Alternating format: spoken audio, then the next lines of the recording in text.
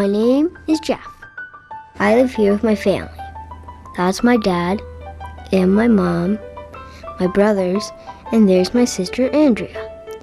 We're a pretty regular family, well, at least we used to be before Andrea was born. What I mean is, we aren't regular, we're special. I love Andrea, but she's different, I guess.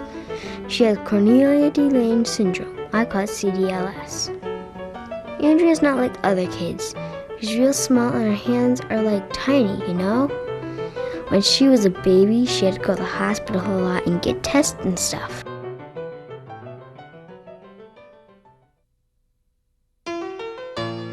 Cornelia de Lange syndrome is a condition that is genetic, although not necessarily inherited, that affects growth and development and often the internal systems. People with CdLS tend to be small.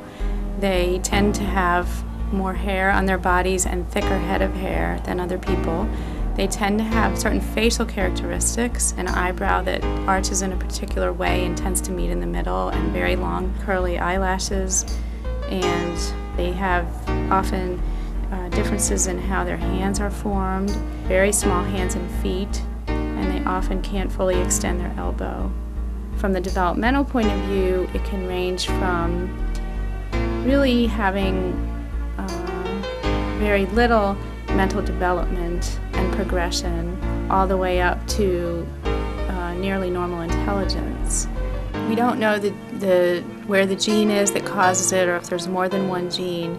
We can only at this point do research in trying to find it, and so we don't know how that gene normally helps us who don't have it. Many pediatricians have encountered the condition in their training but wouldn't know how to diagnose it.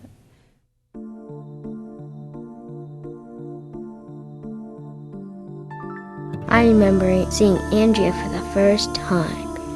She didn't look too different at first. When she was born, Mom and Dad cried. Mom cried the most. They whispered to each other. They thought I couldn't hear. I knew they were worried. Something was very wrong. But when I asked Mom, she got real mad. She said Andrea needed help. More help than we could give her. I said I understood, but I didn't really. I mean, she was such a pain to take care of. Always going to the doctors, always too small, too weak to play with. She couldn't even talk. Mom and Dad spent all their time with her.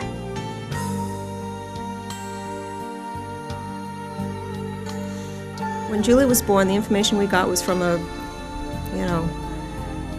just an old syndrome book that was from the, 40s or something, and it was just, horrible information that the children weren't going to live and they, need to be institutionalized, and now the foundation, everything is up. The first time I called, I was crying, so I stopped crying by the end of the phone call, and then they sent me that packet of information. I had done a lot of work in medical social work as well as doing some early intervention, so I was working with families with a number of different types of disabilities, so that's when I first came to learn about it, but I really had not actually met a child or met a family who has a child with CdLS until I came to the CdLS Foundation, until I came to one of the first meetings.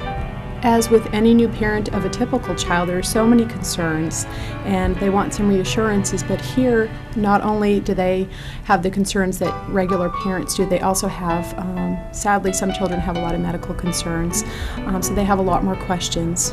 They're afraid that their child might die, they're afraid that they may not be good enough parents, and they're afraid that they have to do it alone. And so I think our greatest service is that we're really able to help assure them that they are not alone. So many times, sadly, some of the information that families have been given is incorrect, or they've been given the worst case scenario, when for the majority of the children and individuals with CdLS, that's really not the case. A diagnosis with CdLS doesn't necessarily mean a shortened lifespan. So I really want to try to provide accurate information and hopefully some hope along the way, because I think sometimes families have not been given a lot of reason to hope. They've been presented with all the things that they shouldn't expect their child to do, and I'm going to try to do the opposite of saying your child can do a lot of these things. Perhaps it just may be at a different rate than what a doctor may have told you. The CdLS conferences are really a unique opportunity for families.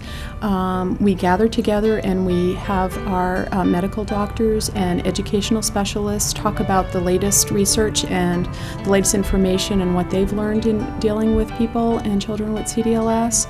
And parents not only hear that information, but they also have the ability to be able to consult with the doctors one-on-one so they can ask the questions that are very specific to their own child's needs. I just admired the way that they could look at what some may see as a very discouraging situation, and families really just had many positive ways of looking at it.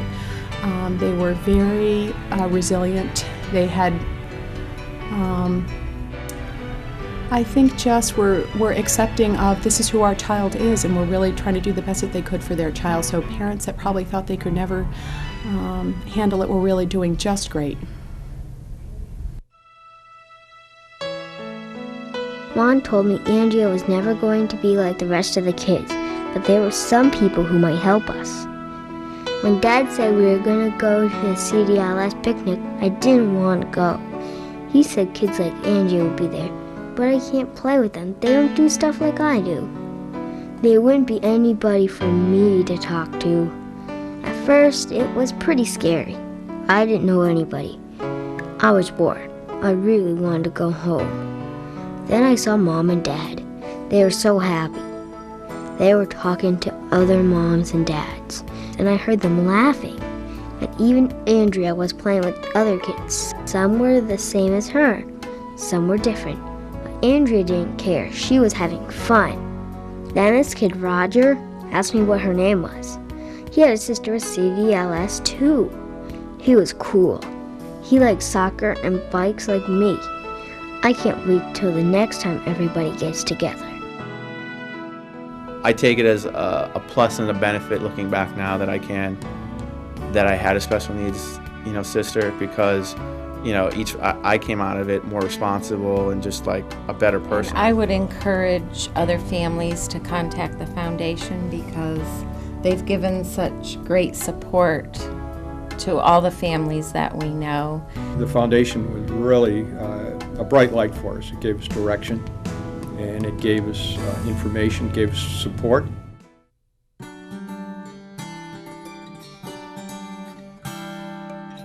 Mom says Andrea will always be small for her age, and that it may take her longer to do some things. But I think Mom and Dad aren't as scared as they used to be. Now we have two families, one with just us, and one with the people we know because of Andrea. She sure can make me laugh. She makes me angry, too. It doesn't really matter. Andrea is my sister, and I will love her always. As she gets into her adulthood, she's going to need care her entire life, and if things work out like they should, she should outlive her parents. We feel like a family with them, and we support each other, and that's been the good thing.